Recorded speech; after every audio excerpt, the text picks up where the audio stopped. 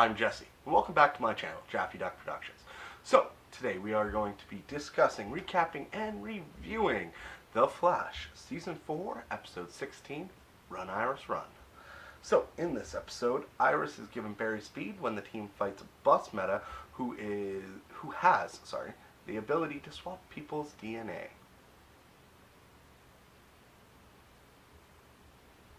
Okay. Let's figure that out in a minute. So we open up this episode with Cisco and Wells having a debate on how to tackle the Thinker. I forgot to mention earlier, there will be spoilers, so if you haven't seen the episode, go watch it and come check this out. So we open up with, like I said, we opened up with Cisco and Harry debating on how to, at 1 in the morning, how to defeat the Thinker.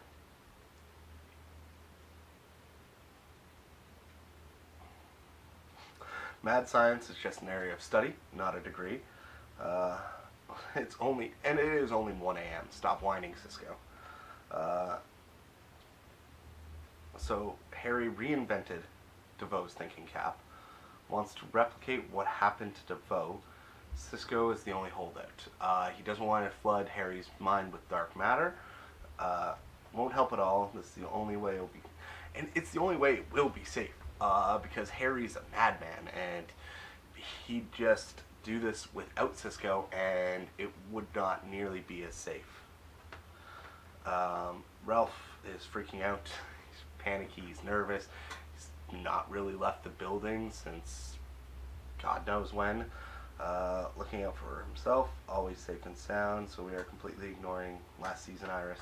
Oh, so Iris is sitting back behind the desk, giving the orders, always safe, always protected.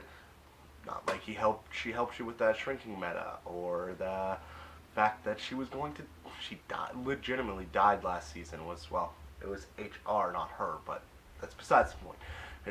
She was living under a freaking axe all of last season, so yeah. Won't tell Barry the names Cecile and he are thinking of. So we cut over to Barry and Joe. He won't reveal the names that him and Cecile are thinking of until they decide, or until he's holding that baby in his hands.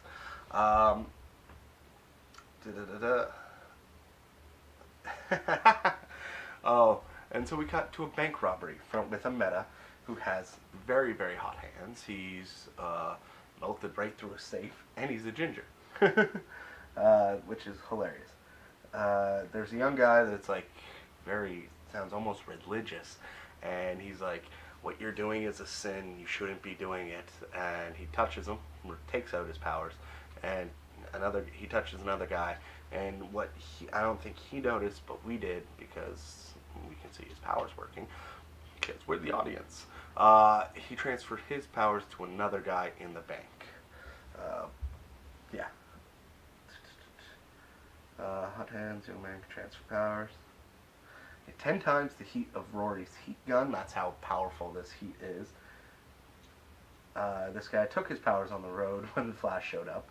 So he got this is an old meta. He's an OG meta, sorry. Ralph is Sarah Connor waiting to be terminated. Iris was going with Joe instead of Barry when they go to interview the young man. Barry doesn't know what to do with himself. Harry's already completed a prototype. It works. 20 times thought power. He predicts stuff with what's happening already with like Ralph. It's like, yeah, you got a 10% chance you're going to drop that, 75% chance it's going to land here, here, and here, whatever. And can tell by just looking at him that Ralph isn't wearing underwear. Really, Ralph? Really? Alright, its head Harry's head goes on fire. Oh, so we cut over to Joe and Iris. They've tracked down the bus meta. He was an EMT. Wow, dude, way to act weird. He's paranoid as hell. So he holds up a knife to Iris's throat. Flash gets there, touches, and goes in super speed, touches him, then touches Iris, and then loses his powers. Iris has it. Sorry, no. So what it was is, so when he removes the guy, he grabs the guy that's holding Iris, like he's got a knife to her throat, and he's got his hand here. So he removes the hand, so thus Barry's touching him, but he's still touching Iris, and transfer out Barry's powers and transfer into Iris, and he throws him away. And then, so yeah, now Iris has Flash power. She is a speedster. Cut back to the Cortex, and we decide to call him Melting Point. Or Melting Pot. Melting Point? Oh, I can't remember. Pretty sure it was Melting Point. Because he kind of mixed everything together all in one go. But again, it's another trope. It's another meta that can defeat DeVoe. He can transfer the powers out of everybody before DeVoe gets to them. Can't transfer bodies. But if DeVoe gets him, it's game over again. Just like the Fiddler. Just like Lady Luck. Just like, I don't know. I'm sorry, Hazard. I think it's her name, actually. Harry and Cisco fighting is the best. Okay, it makes more sense. Harry is trying to match his intellect with a madman whose innovations are warping his brain. Just like Spider-Man 2. Which is, of course, a nerdy reference, but a great reference to Doc Ock from Spider-Man 2. He was a very, very well-intentioned scientist and unlimited power, and he was able to make it. But literally his innovations, when he grafted tentacles, essentially, to his spine with an AI chip that helped not take over him, but, help boot him back up, and, yeah. So, Doc Ock became a madman, and this is a great reference to DeVoe, because DeVoe was a swarmy bastard, but, he's extremely intelligent. He found another way to be even more intelligent, and he could have saved the world. He could be thinking he is saving the world by doing what he's doing, but God only knows if he actually is anymore. But yeah, that's great cut reference. And apparently, Caitlin's never seen Spider-Man 2. Just skip Caitlin, and we have a great reference where they decide to go, Iris needs to go and save people because of a fire in a building, and so what she does is she can't go with the Star Labs sweats, so she strips Caitlin, takes her clothes, and puts her clothes on Caitlin. Oh. Alright, I guess that's a thing that a speedster can do. A spare mask that he made for Jessie, or just the mold for a more feminine face, I guess. She gets that. Saved people, but couldn't put out the fire. She ended up adding oxygen to the fire as opposed to taking it away with the arm swirly motions. Cisco saved her. Caitlin can't reverse it.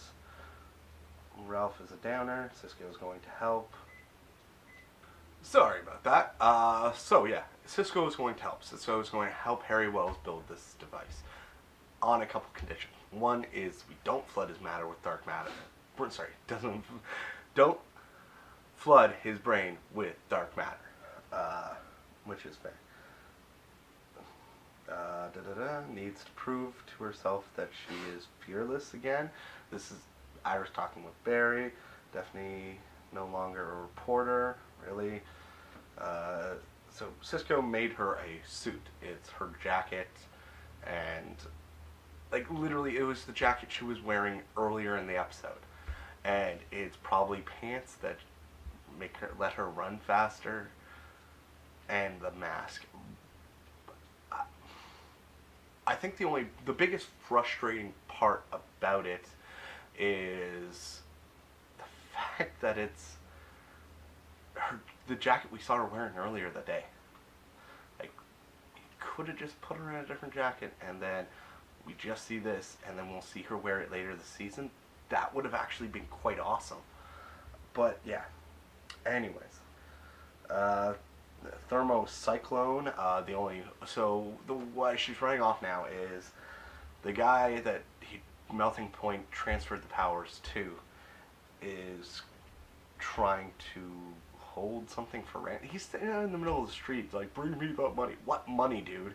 So he makes a thermos like cyclone. Running in a circle's not going to put it out. And yeah, so they're going to do a tidal wave. She's going to create a tidal wave to go out over the city. And yeah, Cisco can't just open a breach underneath the bay and just breach it to above his head. First of all,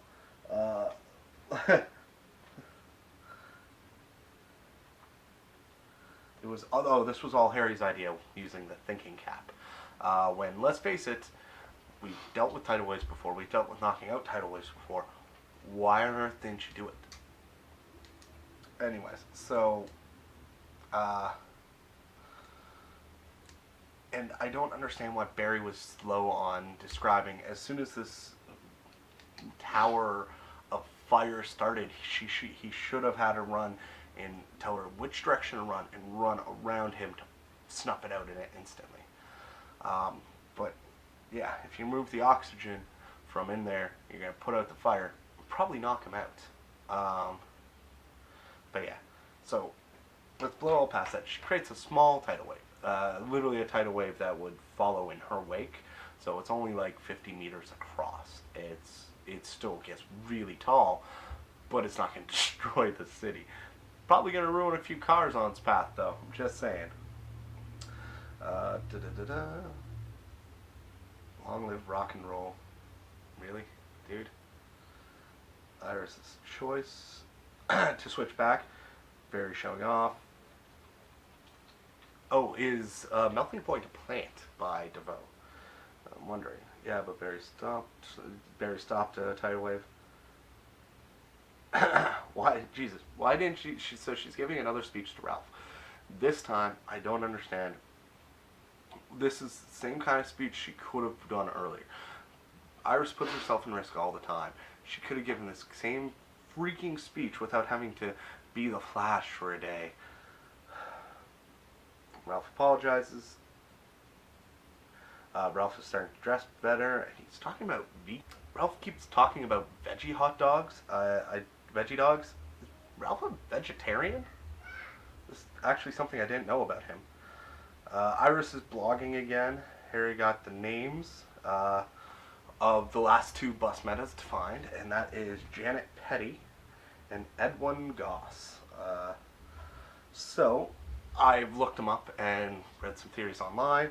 Janet Petty, not a name from DC Comics, but they've announced one of the characters that is going to show up as a meta, and that's Null, villain, and Null is a villain who nullifies powers, I believe, but he is originally a villain that hasn't had a name given to him yet. So, villain, give a bus meta a name, give it the powers of somebody that doesn't have a name. You're not going to upset anybody, and gender bending is perfectly fine. They did that with the Fiddler. I don't actually care either way. As long as the character's good and the person playing this character's good, there's nothing really to complain about. And then we got Edwin Gauss. Gauss. Gauss? Yeah. Terrible at pronouncing names. And he's the folded man. So he can fold himself down into 2 dimensions and pretty much be indestructible or something like that. Honestly, I just kind of glanced at his powers. These should be interesting people to find. I can't wait. Can't wait to see them all of them be absorbed by DeVoe, and Barry save everybody at the last minute with flash time. Alright, so that's it. Run Iris Run was a fun episode. Iris blogging again is a good thing, and this means she's going to be a reporter again, no longer leader of Team Flash. She has such a good role at the moment. Alright, I'm okay. been flip-flopping a lot on Iris over the past few years. I'm really starting to warm up to Iris, even with all this weird, the Flash crap. Be a couple. They're a great couple. Fine. Still a little weirded out that you grew up together, but whatever. But yeah, like, anyways. But this was fun. It was energetic. I love this episode. I definitely give it a 4 out of 5 lightning bolts. So, but yeah, can't wait till next episode. I think we have to wait a little bit for this one as well. Maybe not as long as Arrow, which comes back on the 29th. So that's 2 weeks away. And I believe this is on at least a 2-week break. Maybe a 3-week to even itself out with Arrow. I'm not sure. Anyways, that's it for today, guys. I am not going to go into the fact that she had purple lightning, because I bet they just want to make it different. Why they didn't make it different for everybody else? Why everybody else has the same color lightning except for the villain speedsters? I don't know. I don't want to deal with that. Way too frustrating, man. Way too frustrating. Alright, so that's it for today. I love you guys. Like if you like the video, subscribe if you haven't. You know, do all that fun stuff. Alright, guys. I'll see you later. Love you. Bye.